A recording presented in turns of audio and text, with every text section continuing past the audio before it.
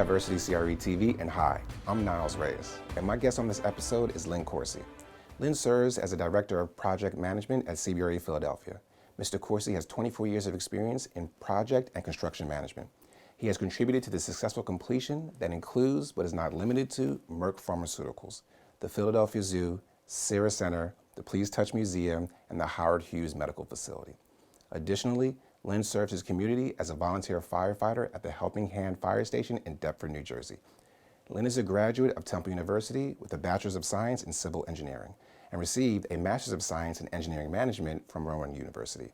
I spoke with Lin earlier, and here's what he had to say. Lin, what's going on, man? Oh, man, it's a pleasure being here with you. Yeah, thank you so much for taking time out of your day to come down to downtown Philadelphia and talk with me and share your story with the rest of the world. Not a problem, man. This is my stomping ground. Oh, all of Philly. Yeah, all for of sure. Philly. Definitely, I know that. So let's start out. I always like to take it back to the roots. Yeah.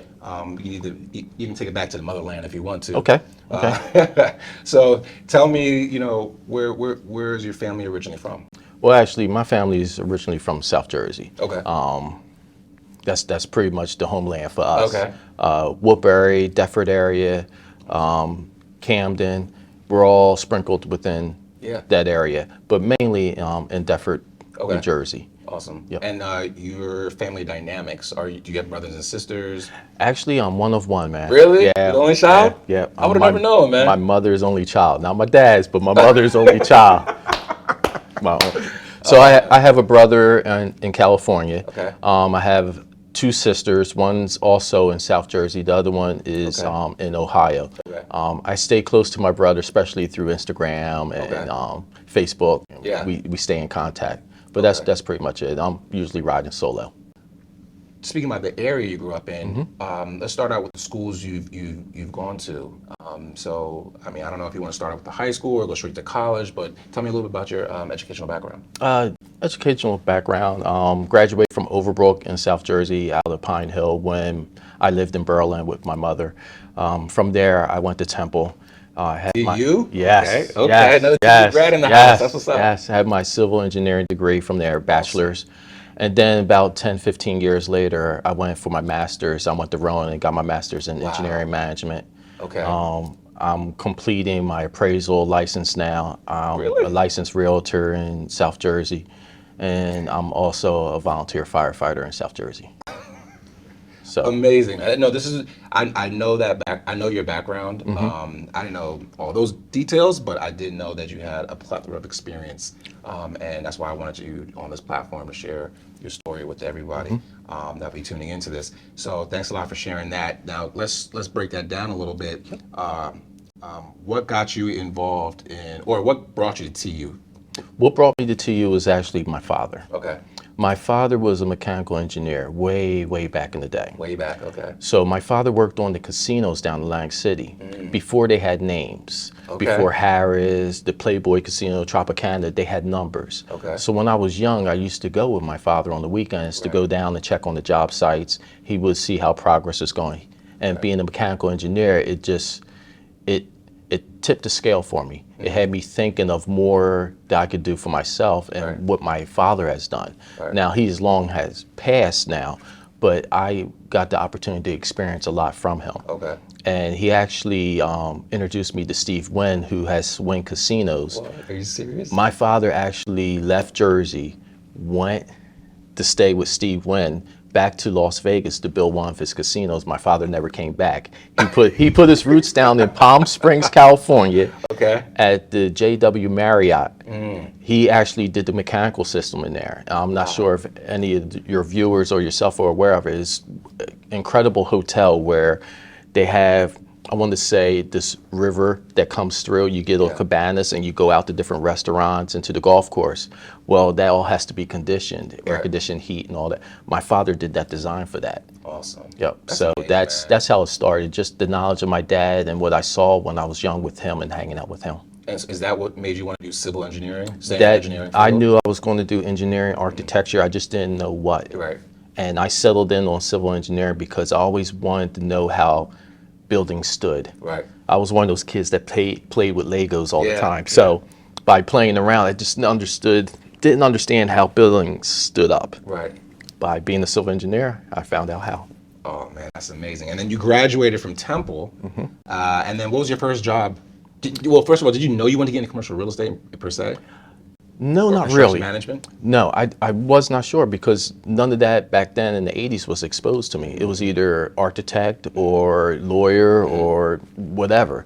Understanding what a civil engineer, I didn't know I could do bridges, Right. highways, I did not know until I got into school, and then I just started putting my feelers out and it started to grow from there. But I always loved buildings. All right.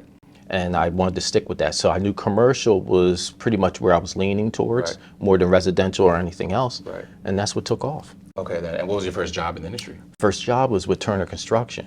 Turner. Okay. Yes, I spent 10 years with Turner cutting my teeth. Wow. And I was right back here in the city again. The Innet Pen was my first building. Okay. And it was something to bring it out the ground and be an assistant superintendent directing the manpower out there. Right. Right. So at that point, I was able to really see how things went together, not just on paper, Right. but in the field. Right. I learned a lot. Right. Learned So a you lot. spent 10 years. What were the different roles that you had at that firm? Wow. I went from assistant superintendent to project engineer. I was in the cost department up Yeah. in North Jersey. Came back down, became a construction manager in Pennsauken, where Pennsauken floated a bond to build a lot of new schools Right. in the early 90s, or late 90s. And I managed all those buildings at the same time. Okay. That's awesome. Yeah. And then after Turner Construction, where did you go from there? After Turner, I went with another company. I got a phone call. I was down in D.C. Okay. doing the Howard Hughes Medical Facility in Leesburg, Virginia. Okay. And I received a phone call from the operation manager, the former operation manager that hired me at Turner, Okay. saying, hey, I moved on to this other company. I Yeah, see this yeah. other opportunity. Yeah. And he pretty much made me an offer I couldn't refuse. Okay. I called back, talked to the wife. She was like, go have coffee and find out. And when I found out, and it turned out to be a great jump. Awesome. A great jump. Awesome. I ended up working down Delaware on the waterfront. Okay. I built an incredible facility, mixed-use facility, and I enjoyed every minute of it. And that was your last. Well, that was your job before you joined CB. That was a company, two companies before I came to CB. So what was the company after that? Then there was another company, a brother-owned firm, because around that time, it was 2008, things started to slide. So Right. this company started cutting off people, Okay. and luckily I made it to the third round before I ended up getting let go. At that time, I had a friend who has now moved on too, that turned me on to another company, a minority firm, say, hey, they could use your talent, sit down with them. Yeah. And I went and I sat down with that brother, and we started putting our heads together, and next thing I know, I'm building again. Wow. Yep. That's amazing, man. And so tell me some of the projects you worked on in the city of Philadelphia, Wow. if you don't mind So- sharing. Some of the projects, I would say, the Link. Okay. I was doing the cost for that when that was a joint venture with Turner, McKinsey, and Keating. That was an incredible project because Okay. that was a stadium, so you just don't Yeah. get to do stadiums all the time. Yeah. Behind so it- you had a part in that stadium going up, the Lincoln Financial Center. Yes, as far as the money's concerned. Okay, So okay. I knew where the money was going, Right, what was coming in, what was going out. Yeah. Worked on that. I worked on Cira Centre that's behind us Wow. in the drop. Yeah. That's one that I really loved because I actually was in charge of all the steel going up. Okay. And there's a window washing unit that came from Germany that went to Seattle that landed here. Okay. That's actually on top of that structure, Okay. and it's underneath some of the planking that's there. Wow. So I got to build a lot of incredible buildings. The parking garage at the zoo, just because Philadelphia Zoo is the oldest zoo that had a lot of press on it. I'm doing one right here, right now, next to our building where we're having an interview Yeah. for Jefferson Healthcare. Oh, wow. And that is a mega building going up too. So you've been involved in probably half the skyline here in Philadelphia. Yeah, I could turn around and pretty much count 3 or 4 high rises that I had my hands on. Wow, man. How does that make you feel? At the moment, it's bittersweet actually. Okay. It's great to be able to be blessed to have the ability to be part of a team to actually do something like this. Yeah. So I'm always going to look at the skyline and smile. Right. The bitter part of it is that I would love to share that with more minorities Okay. and have more brothers and sisters involved with it, Right. so they could see that experience, because high rises don't go up every day, Right. especially in this area. Right. So just to have that knowledge to be able to talk about it is one thing, but to have someone beside you that has grown and learned off it as well is another thing, because now we could spread that. Yeah, definitely. And speaking about investing in communities, let's go back to your involvement in the South Jersey community and some of your family history. So you recently toured, or you gave us a tour of the firehouse. Can you tell us a little bit about the firehouse? Take it back to how it was started and what your involvement in that Oh, is. absolutely. The firehouse is part of Deptford Township. It's part of an area called North Woodbury in Deptford. Majority all African American settlement. Right. The firehouse this time next year, we'll be celebrating 100 years. Really? Yes, yes. So there was a group of brothers that got together, Corseys and others, that said, hey, we need to have something in our community to make sure that if an event happens, an incident, we have the resources to take care of that. Okay. And those men got together and they formed Helping Hand Fire Company. Okay. And they incorporated everything. And we've been trying to keep it moving ever since. Okay. One of the first fire chiefs was actually a Corsey. Really? So just to be a part of that history, every time I walk in there and just to be around those men, Right. I have that feeling of accomplishment. Right. I also know that I have a great responsibility every Yes, sir. time I leave there and every time I come in there. And that's what I try to share every time I'm out and about. That's when we talk Right. and others talk. When you Right. really want to know a story, then Yeah. we sit down, we go through. So how long have you been a volunteer firefighter for? I would say on and off for 30 years. I started when I was in my early 20s. Okay. Like I said, when I recently moved back, one of my cousins lost his father. So we were setting up the fire hall and getting everything for the repast. And when I walked through the engine room, I seen a lot of equipment, but it was just laying on the floor. I didn't see a lot of lockers full of equipment with guys' names. And that's when I found out manpower had really dropped off. So I made a pledge to him that, hey, when I'm back, I passed the physical, I'm coming back. And that's what I did. I came back. Wow. And how's it feel to be back? Oh, I've been blessed being back. Okay. Just to be around those guys again gives me energy when I don't have it, a brotherhood that I don't see all the time, especially every day.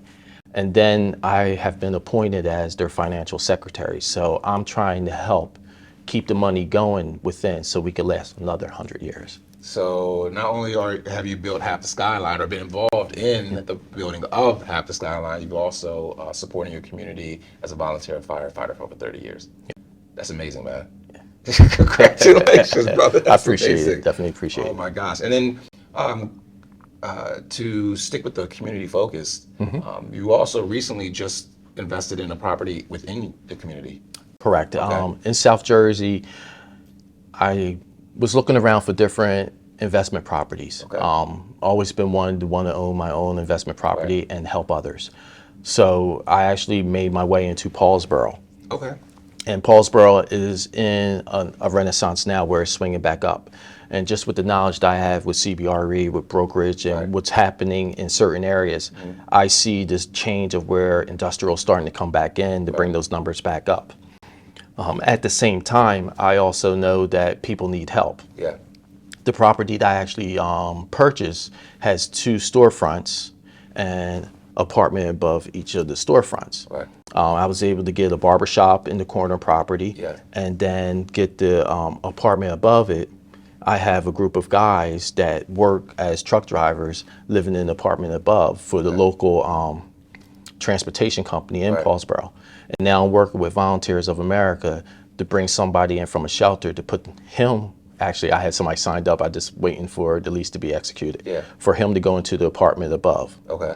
So that's me giving back and then also investing at the same time. Yeah, and I think that's very important for people like us to invest back into the community. Yes. And that's one of my biggest pitches to people that want to get into the industry or don't know if commercial real estate's for them.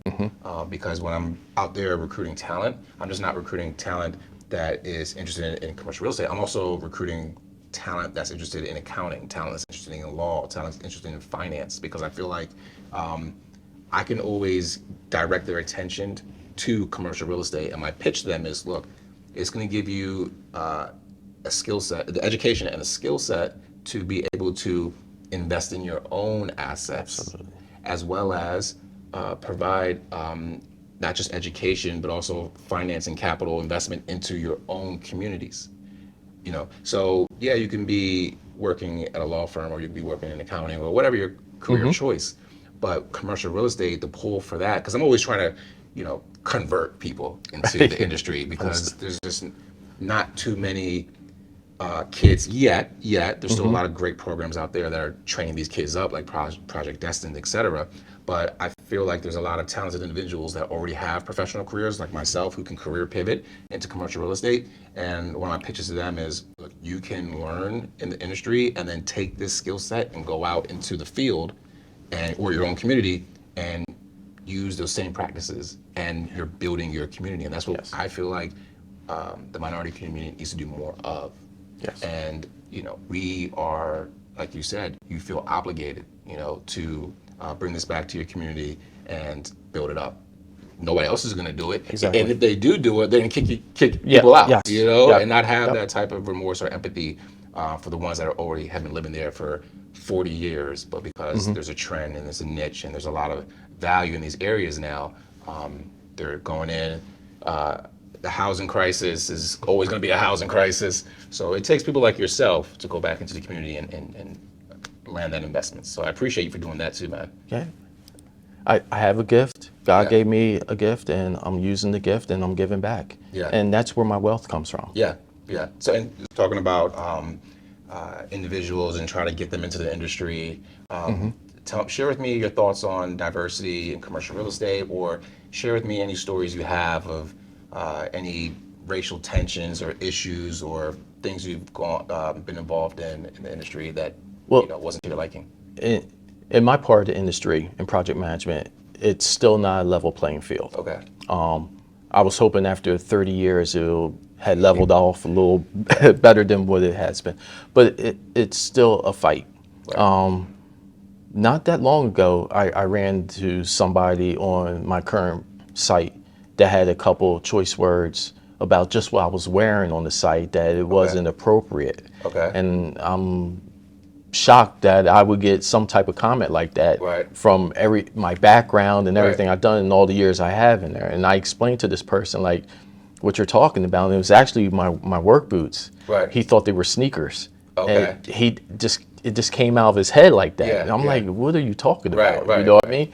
And just, it gave me a little more exposure, like, Lin, you're not out of the woods yet.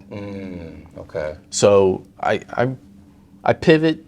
I did what I needed to do to calm the waters with him and move on with my day. But it just reminded me that I still have more to do, and I still have to be aware. Yeah. On top of that, I will have to work more with my team on bringing more minorities into the fold. Right.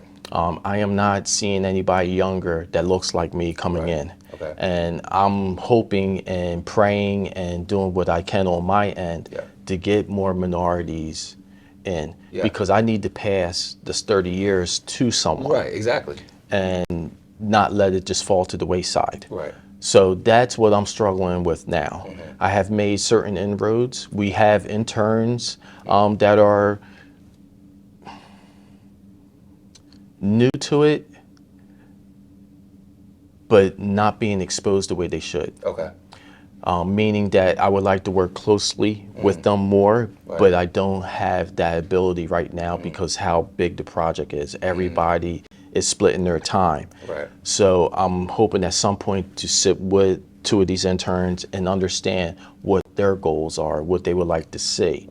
Right now, they're given tasks to do, and I just don't want them to get pushed into a corner and just think that's all their career is going to be. Understand you're going to have to do some things to work your way up, but they also need an advocate. They need a mentor. And I want to make sure that if it's not me, that they have somebody that's truly going to be a mentor and not just say, oh, I helped somebody and pass it on.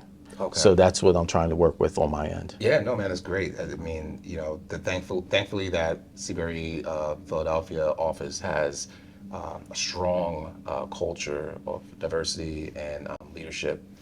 So hopefully, you know, things can lead to a hire or more interns, or give you that capability to be that advocate for the young or the next generation, so you can pass on all your knowledge. Hey, thank you so much for tuning in. We have a brief announcement giving you, the viewers, an opportunity to support this program. If you've enjoyed this type of content, which highlights the achievements of a diverse set of professionals, you can support by clicking on one of the payment app links in the description below. I'm a black man with a plan who teamed up with another skilled brother and his wife, and we've decided that there's not enough stories being shared of successful and progressive diverse individuals. For instance, if you haven't caught on already, I'm from Philly, and if you're from Philly too, see if you can answer these 3 questions. Who is the most popular black actor from Philly? Okay. Who is the most successful and well-known rapper to recently come out of the city of Philadelphia? Last one. Who is the most famous and highest paid comedian to come out of Philly? Now, you didn't even have to be from the city of brotherly love to know the answer to those questions, because anyone that's been paying attention to the American culture for the past decade knows who these fine gentlemen are. And it's a testament to the talent in the city I call home. Now look, I'm not trying to name drop, although I just did, but it helps provide context for the next set of questions. Check this out.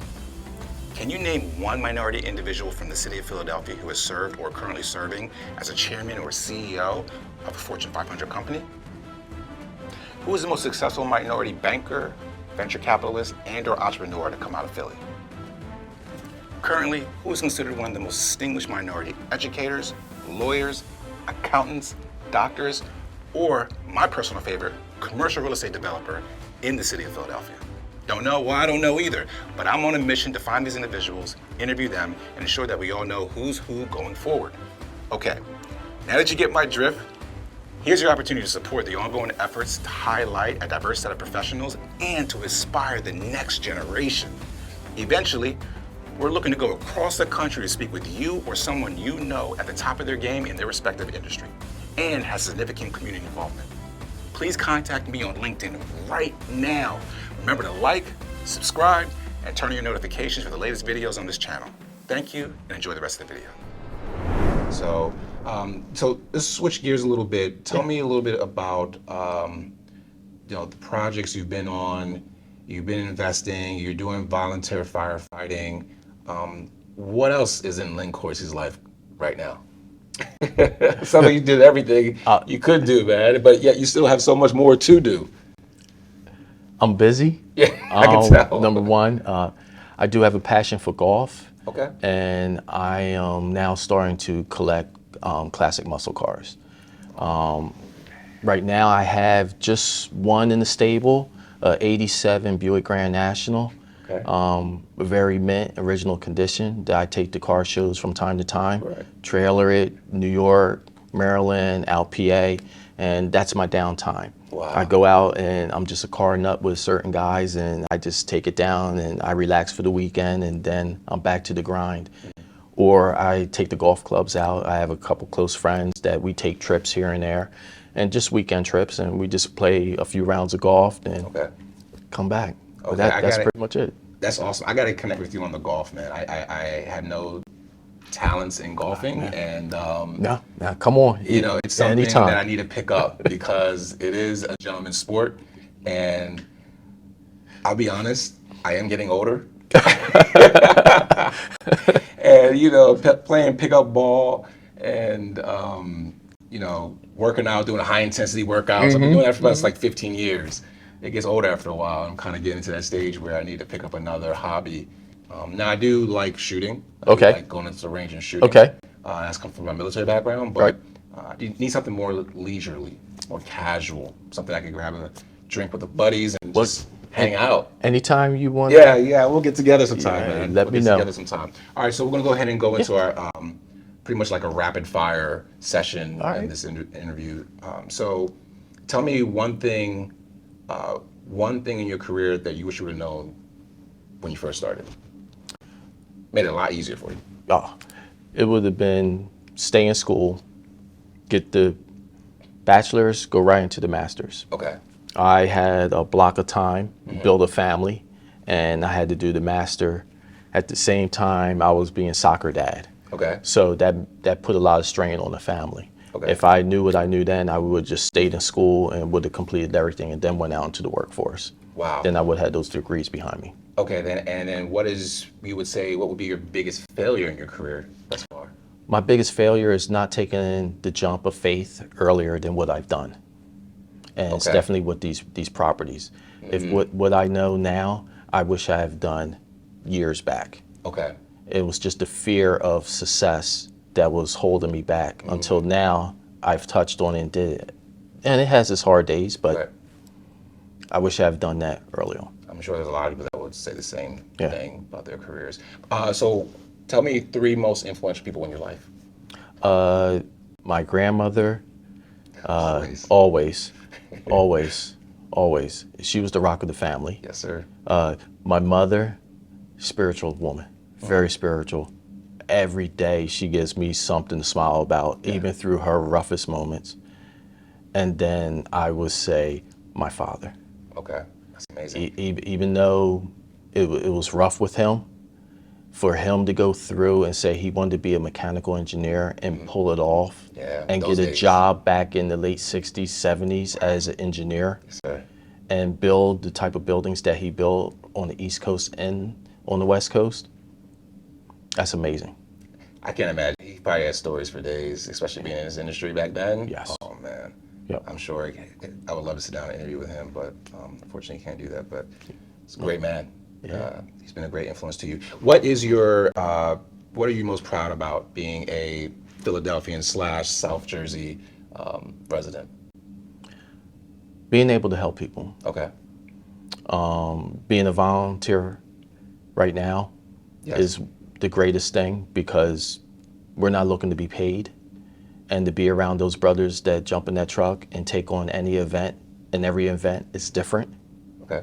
and willing to put their life on the line, that's the greatest accomplishment. Okay. And what do you think about South Jersey? What do you think about its potential to grow? Do you think there's more potential in South Jersey to grow outside of Cherry Hill? And I do. And if you look at Camden right now with American Water, I think it's the Hilton hotels on the waterfront now, the BB&T Center that's there, the billions of dollars that was just spent in that one part of the waterfront, and now knowing that Paulsboro has something going on, and that'll probably trigger a couple of other of those areas to grow even more. I could see the waterfront along South Jersey growing. Okay. Yeah, definitely. The waterfront is growing over there, and I definitely, can attest to your recommendation. And then I guess just more leisure conversation. What books are you reading, man? What's your favorite book? You're such an interesting guy. I want to know everything about you. The one book that I'm reading right now is called Unhealthcare, and it's by Dr. Stephen Klasko. And he's the one that has the inspiration for the building that I'm putting up for Jefferson Health right now. And what I'm intrigued about is where his mindset came to build this care facility right here in the heart of Center City. And reading that book, it explains where he's looking at years down the line where healthcare needs to be and how it's going to help everyone's community, not just Center City, where it'll make its way into North Philly the way it should, in areas that we don't have the healthcare the way we should have the healthcare. We're not running to churches or community centers for our shots and healthcare, but actually doing something that helps all. How'd you hear about that book? I'm building his building. Oh, okay. So as soon as I seen him on WebLink talking about it, then I found out that he had a book, so I went and grabbed the book and I started reading.